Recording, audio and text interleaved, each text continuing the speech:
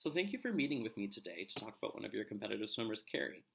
My name is Andrew, and I'm a behavior therapist that works with athletes to help them meet their goals and improve their performance in their sport.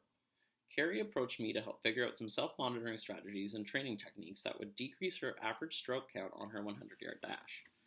I understand that she is a 23-year-old mid-level swimmer on a college team entering their third season and uses your facility for practices. Over the last 2 weeks, I randomly chose 3 of Carrie's practices to come and observe 6 to 12 100-yard sets and record her average stroke count for each length of the pool, which equals about 25 yards.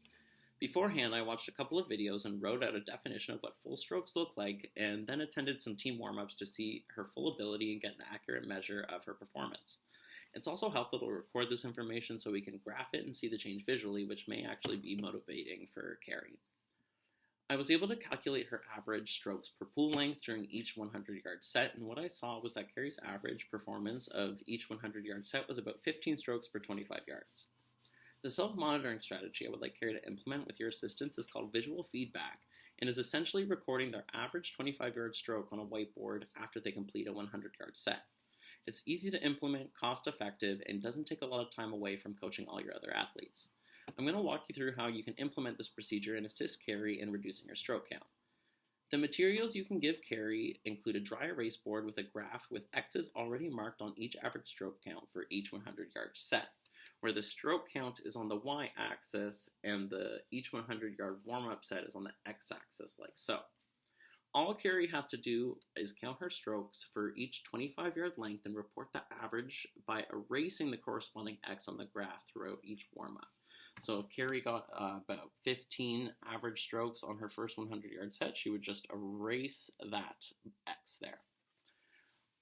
Your role is providing an instruction for Carrie at the beginning of the warm-up or each 100-yard set, which doesn't differ much from your regular practice instructions. All you have to say is count your strokes for each 25-yard length and report the average using the marker board. And I will provide you with this instruction card here. After we implement this practice, at the end of the practice, you will then plot her stroke count on the athlete performance graph, as seen here. You will plot the data for her stroke count during self-monitoring in this section here. After we implement this for 6 practices or until we see a decreasing pattern in her stroke counts, we will pause using this strategy to see if her stroke counts go back to the level during my initial observations, which are plotted here, and to determine if this technique was effective. So you will then plot that data here. I will provide you with the athlete performance graph, so all you must do is plot the average stroke count of total 100-yard warm-up sets per practice in the corresponding spots. So if she got 15 average strokes here, whatever that 100-yard set number would be, you would plot a dot there.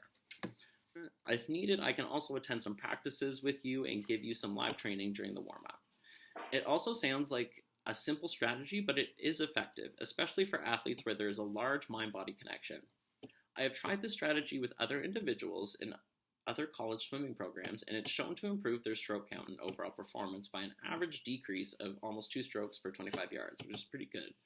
And I've also worked with colleagues who have used these strategies with competitive swim teams, but for different aspects of training, such as increasing lap count and also attendance to practice, which this group saw a 50% reduction in absenteeism and an average increased lap count of about 20 to 40%, which is significant in elite athletics. This team also saw an additional 619-yard output for each individual when using these visual self-monitoring training techniques, which is huge. These strategies can be used during any time, but really should be used during competitive season to ensure peak performance for those with established goals to improve their performance over time, and it can be adapted depending on their goals and if they change. There aren't really many instances where you shouldn't use this procedure, but maybe consider withholding self-monitoring for when you're doing leisurely swims or off-training seasons, so there can be some opportunities for team building and for rest and relaxation.